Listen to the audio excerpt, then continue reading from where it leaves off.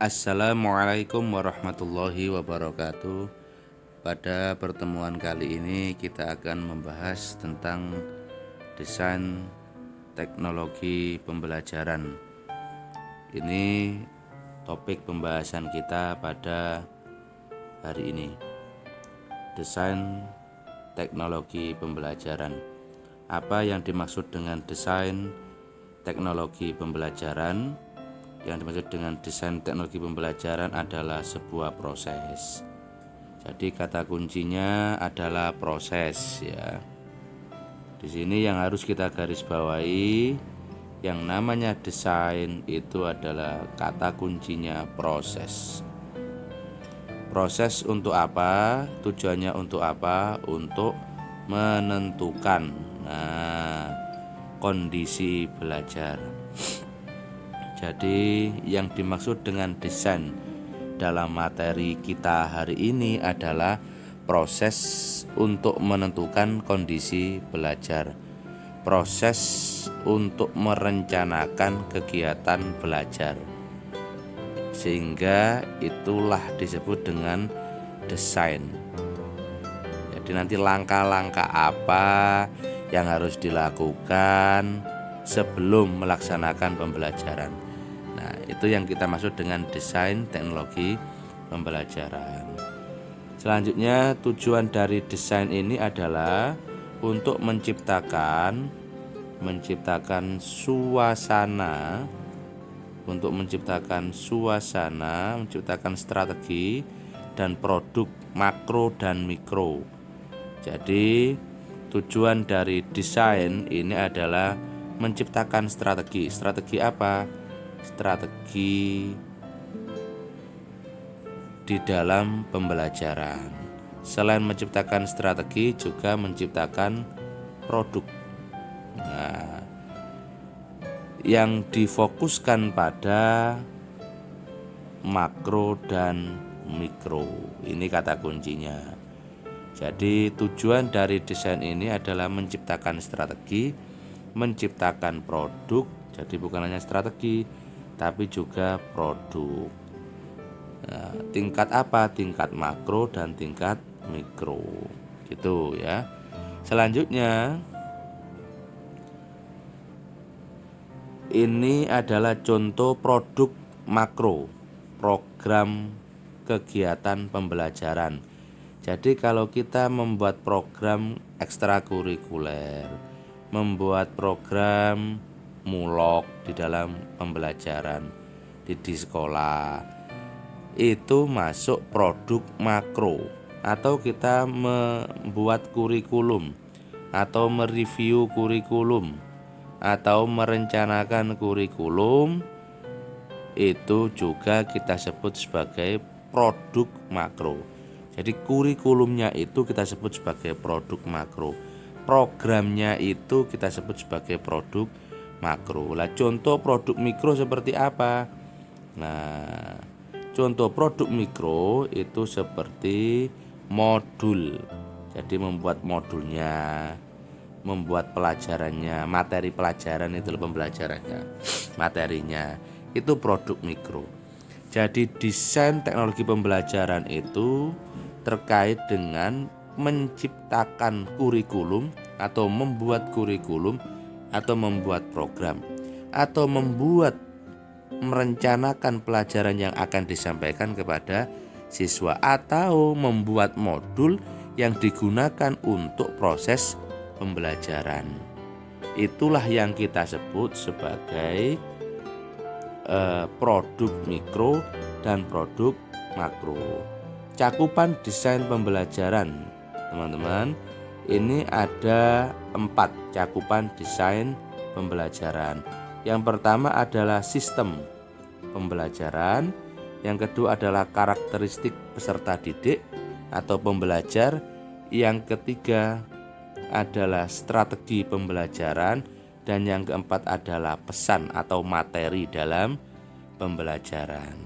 Jadi yang pertama sistemnya, yang kedua siswanya, yang ketiga strategi untuk mengajarnya, dan yang keempat adalah pesannya.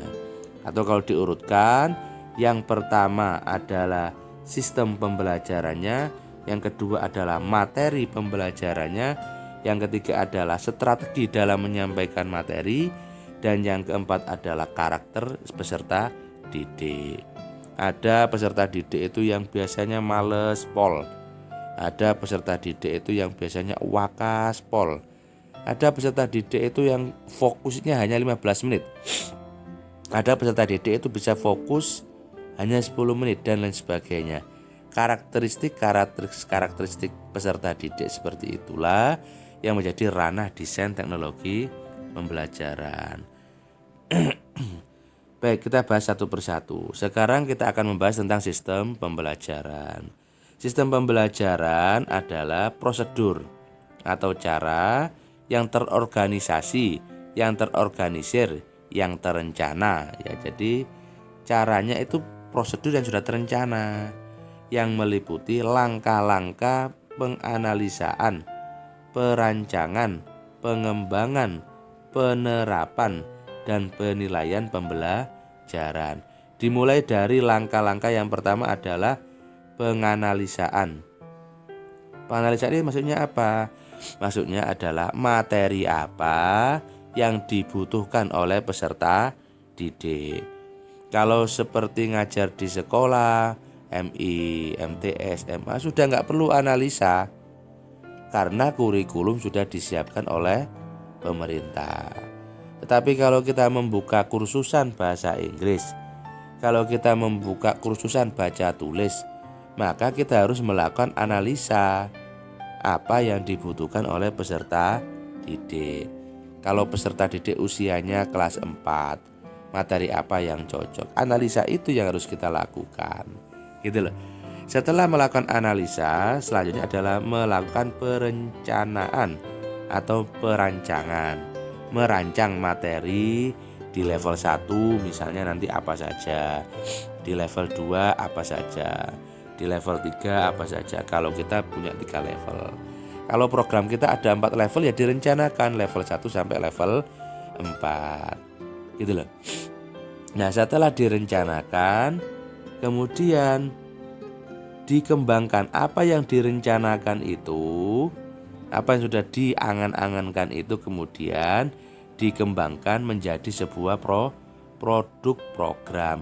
Entah itu ditulis, entah itu dibukukan, entah itu dijilid atau apa, yang penting itu dikembangkan dalam bentuk produk yang tertulis, yang bisa dilihat.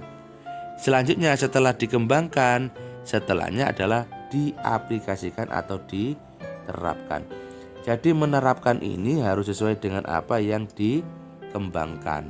Mengembangkan ini sesuai dengan apa yang direncanakan. Jadi perencanaan, pengembangan, dan penerapan harus saling terkait. Setelah itu proses pembelajaran dimulai. Pelaksanaan penerapan. Dan pelaksanaan sudah selesai, maka dilakukan penilaian pembelajaran. Bagaimana hasil pembelajarannya, berhasil tidak, dan lain sebagainya. Itu terkait dengan sistem pembelajaran. Jadi mulai dari penganalisaan sampai dengan penilaian pembelajaran. Selanjutnya yang kedua, materi atau pesan. Perencanaan untuk merekayasa bentuk fisik dari pesan. Materi pembelajaran kita itu masih bentuk abstrak. Kenapa? Karena masih ide dalam bentuk pikiran. Nah, kalau sudah dalam bentuk PowerPoint, sudah dalam bentuk video, ini sudah dalam bentuk fisik gitu loh. Jadi langkah selanjutnya setelah membahas sistem tadi, maka yang kedua ini membahas pesan. Setelah sistemnya terbangun, maka pesannya ini harus benar-benar abstrak. Benar-benar ada yang akan disampaikan itu apa, materinya apa, harus jelas. Selanjutnya teman-teman, yaitu strategi pembelajaran. Ini adalah lingkaran kecil dari poin yang sistem pembelajaran tadi.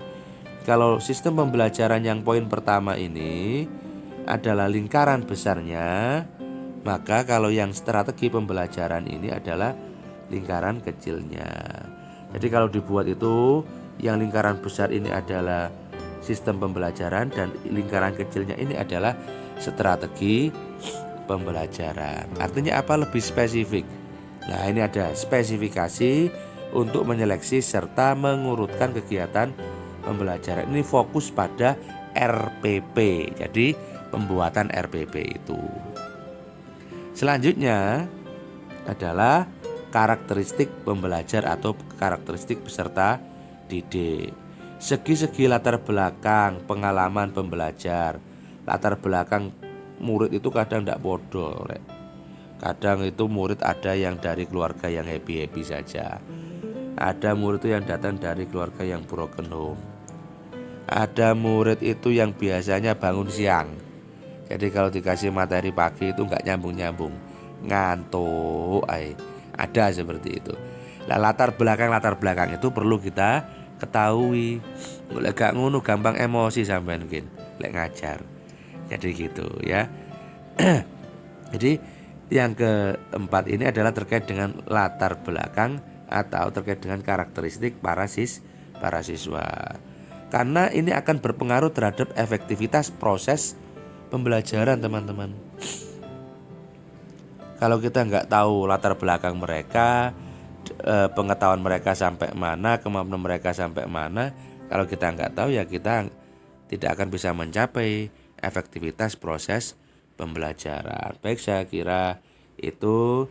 Jika ada pertanyaan bisa WA, bisa email ke saya ini hari@lecturer@uluwiyah@lecturer.uluwiyah.ac.id atau bisa lewat nomor HP 081330489267. Terima kasih. Assalamualaikum warahmatullahi wabarakatuh.